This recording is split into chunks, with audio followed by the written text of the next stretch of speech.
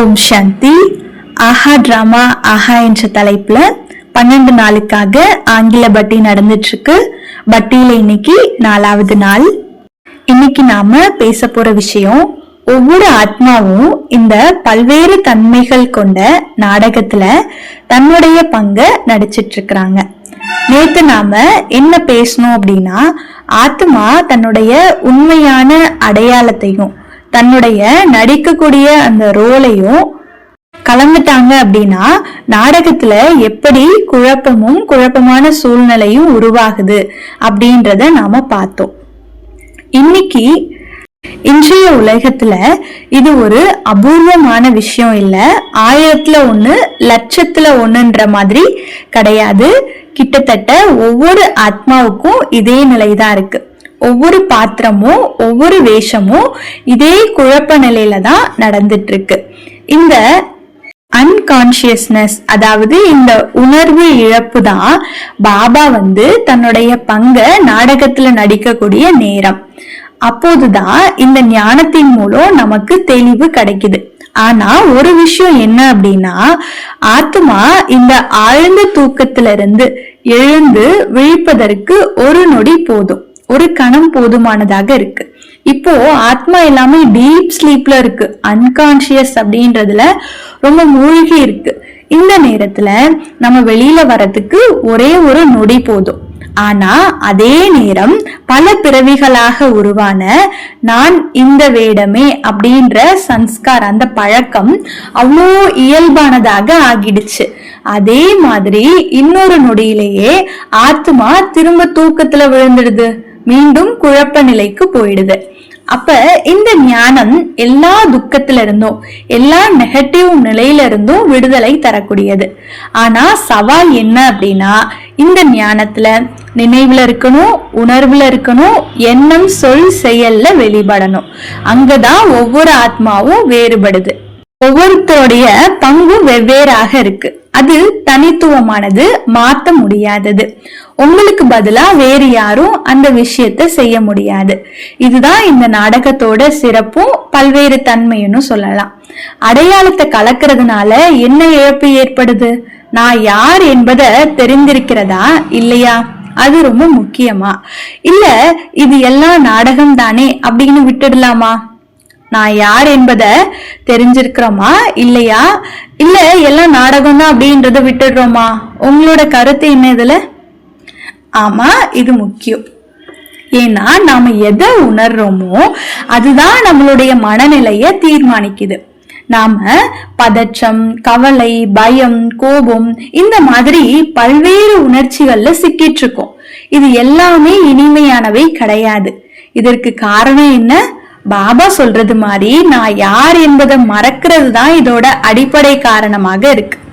வெளியில நடக்கக்கூடிய காட்சி, மற்றொரு பாத்திரம், அவங்க சொல்லக்கூடிய வார்த்தைகள், இது உடனடி காரணமா இருந்தாலும் உண்மையான மூல காரணம் என்ன அப்படின்னா, ஆத்மா தன்னுடைய சுய நினைவை இழந்துருச்சு. இந்த ஞானம் கிடைச்சாலும் அந்த நினைவுல நிலைச்சிருக்கிறது ஈஸியானது கிடையாது. அதனாலதான் இது தொடர்ச்சியான பயணம். ஒவ்வொரு ஆத்மாவும் தன்னுடைய பங்கை தன்னுடைய பயணத்துல இந்த நாடகத்துல நடிச்சிட்டு இருக்கிறாங்க. இந்த ஞானம் நம்மள பாதுகாக்குது, நம்மள லேசா ஆக்குது, லைட்டா வச்சிருக்கு. நாடக காட்சிகள்ல இழுத்துக்கொள்ளாம காப்பாத்தும். ஆனா அது சாத்தியமாகும்.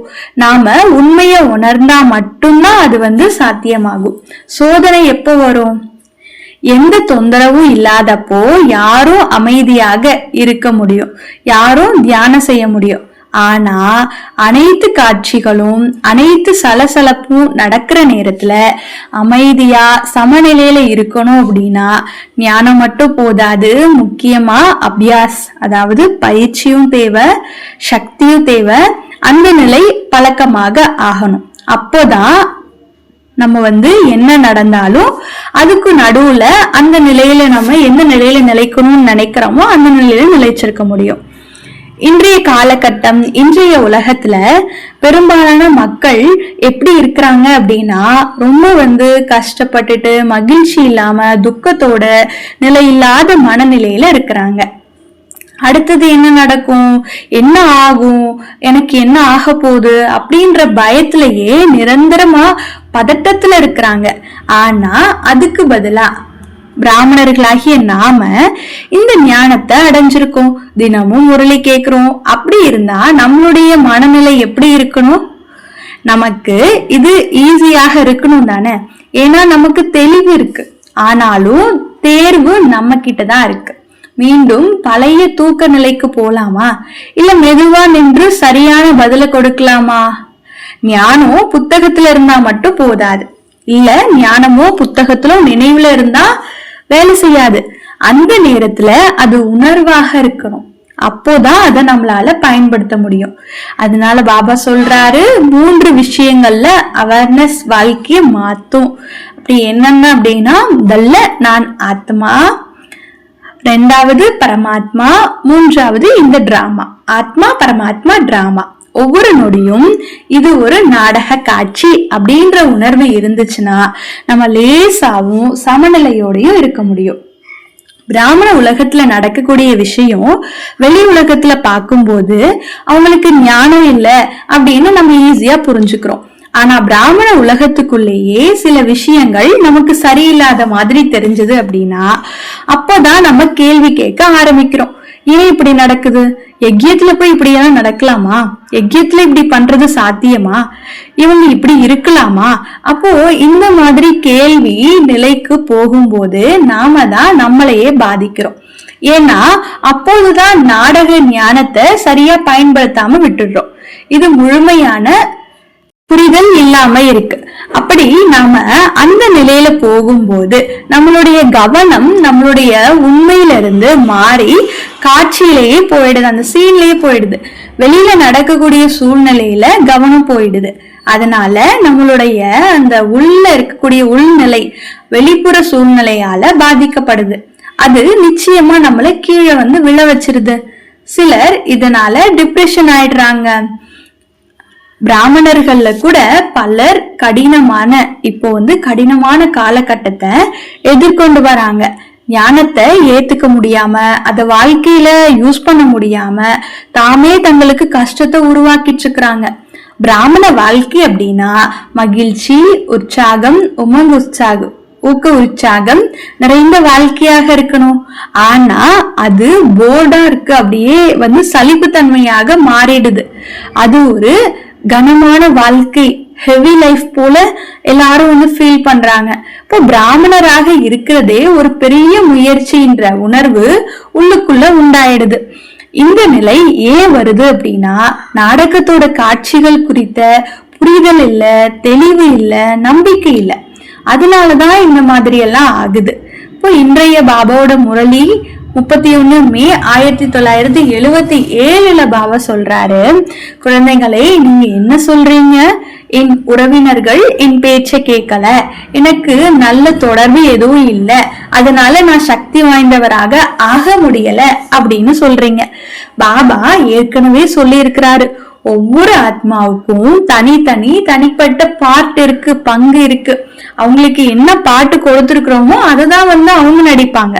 இப்ப நாம எதையும் நம்ம செய்ய முடியாது. சிலர் நல்ல குணங்கள் நிறைந்தவராக, சதோ குணமுடையவராக இருப்பாங்க. சிலர் ரஜோ குணமுடையவராக இருப்பாங்க, சிலர் தமோ குணத்தில் இருப்பாங்க. இது உலகத்துல உள்ள எல்லா ஆத்மாக்களுக்கும் பொருந்தும். பிராமணர்களுக்கும் பிராமணன் இல்லாதவங்களா இருந்தாலும் பொருந்தும். ஒவ்வொரு ஆத்மாவையும் மாத்த முடியாத தனித்துவமான பார்ட் அவங்களுக்குன்னு இருக்கு. இந்த பல்வகையான நாடகத்துல ஆத்மாக்களும் நிறைய தன்மைகளோட இருக்கிறாங்க. அதனால எல்லா ஆத்மாக்களுமே ஒரே மாதிரி இருக்கணும்னு நினைக்கிறது முடியாது. அப்படி யாரும் இருக்க முடியாது. நாம நாடக காட்சிகள்ல இருந்து எதிர்பார்ப்புகளை உருவாக்கும் போது மற்ற ஆத்மா நம்மளுடைய எதிர்பார்ப்பு படி நடக்கணும்னு நினைக்கிறோம். நம்ம என்ன எக்ஸ்பெக்ட் பண்றோமோ அது அப்படியே நடக்கணும் அப்படின்னு நம்ம நினைக்கிறோம். இப்போ ஒரு ஆத்மா ஞானம் இல்லாம தமோகுண பாட்டு நடிச்சிட்டு இருக்காங்க. அந்த ஆத்மாக்கு குட் விஷஸ் இல்ல பியூர் ஃபீலிங்ஸ் மூலம், அதாவது நல்ல ஆசைகள் மற்றும் தூய்மையான உணர்வுகள் மூலமா அமைதியும் சக்தியும் தானம் பண்ணுங்க. நாம கேள்வி கேட்டு நம்மளையே கீழே இழுத்துக்க கூடாது.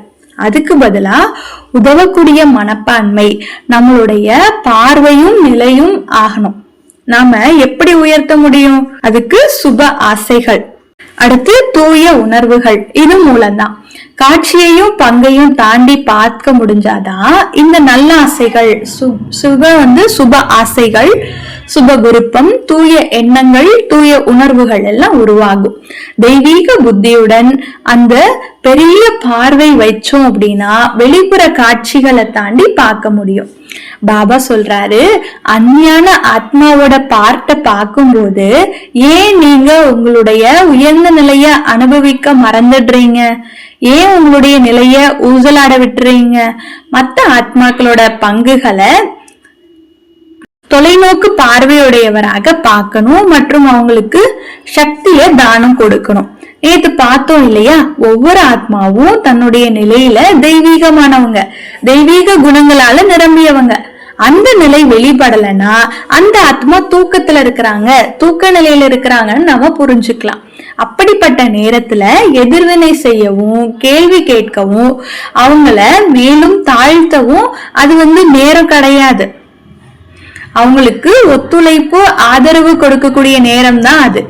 பாபா பார்க்கிற விதத்துல அவங்களுடைய பாட்டை பார்த்து சக்தி தானம் நீங்க கொடுங்க. பாபா சொல்றாரு, பயப்படாதீங்க, உங்க சர்வ சக்தி குணங்கள் நிலையில நிலைச்சிருங்க, சதோ குணத்துல நிலைத்திருங்க. ஒரு தமோ குண ஆத்மால சங்கத்தினால நீங்க நிறம் மாறிடுறீங்க இல்லையா? அதன் காரணம் நீங்க பாபாவோட சங்கத்துல தொடர்ந்து இல்ல அப்படின்றதுனால. இப்போ நாம பாபாவோட சங்கத்துல இருந்தோம் அப்படின்னா, அதாவது பாபாவோட தொடர்புல இருந்தோம்னா நாடக காட்சிகளையும் பாபா எப்படி பாக்குறாரோ அதே மாதிரி பார்க்க முடியும். அப்படி பாபாவோட தொடர்புல இருந்து விட்டுட்டோம் அப்படின்னா காட்சிக்குள்ள இழுக்கப்பட்டுருவோம். அப்போது அந்த சூழ்நிலை நம்மளுடைய அந்த சதோ நிலையை விட அதிக முக்கியமாக தோணும். பாபா அடிக்கடி சொல்லுவாரு, உங்க மனதுல ஏதாவது பிரச்சனை இருந்தா அங்க பாபா இல்ல, பாத் அல்லது பாப், அதாவது சூழ்நிலை இல்லைன்னா பாபா.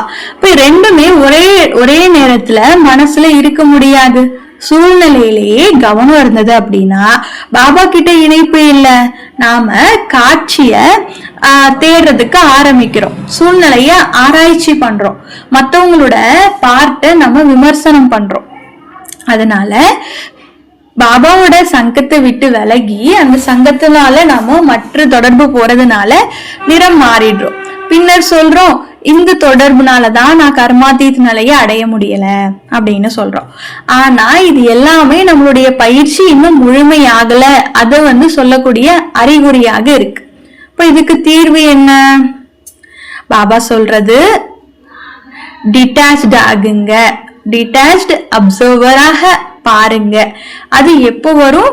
எப்போ நமக்கு ஞானத்துல தெளிவு வருது அப்பதான் வரும். அதாவது என்ன பத்தின தெளிவு, என்னுடைய பார்ட், நான் என்ன பாகம் என்ன பங்கு நடிச்சிட்டு இருக்கேன் அதை பத்தின தெளிவு, பிற ஆத்மாக்களை பற்றிய தெளிவு, இந்த பல்வகை நாடகத்தை பற்றிய தெளிவு. முதல்ல என்னை பற்றிய தெளிவு, என்னுடைய பார்ட்டை பற்றிய தெளிவு, பிற ஆத்மாக்களை பற்றிய தெளிவு, இந்த பல வகையான நாடகத்துல பற்றிய தெளிவு. ஆத்மா, பரமாத்மா, டிராமா, இது மூன்றுமே நிரந்தரம். பரமாத்மா எப்பவுமே சமநிலையிலையும் முழுமையிலையும் இருக்கிறாரு. ஆத்மா ஆரம்பத்துல தெய்வீகமானது, ஆனா நாடக காட்சிகள்ல நிறம் மாறிடுது. அதனால குழப்பமும் கலவரமும் உண்டாயிடுது. அதனால நாடக ஞானத்தை சரியாக பயன்படுத்த டிட்டாச்ட் அப்சர்வர் மனப்பான்மை ரொம்ப அவசியமானதாக இருக்கு. இது 5000 ஆண்டுகள் நீளமான எல்லையற்ற நாடகம். முழு உலகமே மேடையாக இருக்கக்கூடிய நாடகம். இந்த விழிப்புணர்வை புத்தியில உயிரோட வச்சிருந்தாதான் காட்சிகள் நம்மள பாதிக்காது. இப்போ இன்னைக்கான ஹோம்வொர்க், ஃபர்ஸ்ட் இந்த வெரைட்டி ஆஃப், அதாவது பல்வகையான நாடகத்துல நான் எல்லா ஆத்மாக்களிடமும் சுப பாவனை, சுப ஆசை வச்சிருக்கக்கூடிய ஆத்மா, இந்த விழிப்புணர்வுல இருப்பது. ரெண்டாவது, ஒவ்வொரு மணி நேரத்துக்கும் நம்ம செக்கிங் பண்ணணும். செக்கிங் பண்ணி நடவடிக்கைகள்ல இருக்கும்போது இந்த விழிப்புணர்வு இருக்கா அப்படின்னு பார்க்கணும். மூணாவது, உங்க வாழ்க்கை காட்சியில இருக்கக்கூடிய விதவிதமான உணர்வுகளை ஒரு படமா வரைஞ்சு பாருங்க. கோபம், விரக்தி, துக்கம் மற்றும் பிற நிலைகள், அவற்றை நோக்கி இப்போ உங்களுடைய மனப்பான்மை என்ன, அதுல மாற்றம் தேவையான செக் பண்ணுங்க, சிந்தனை பண்ணுங்க. இந்த மூன்றும் இன்றைய ஹோம்ஒர்க்காக இருக்கு. நல்லது. ஓம் சாந்தி.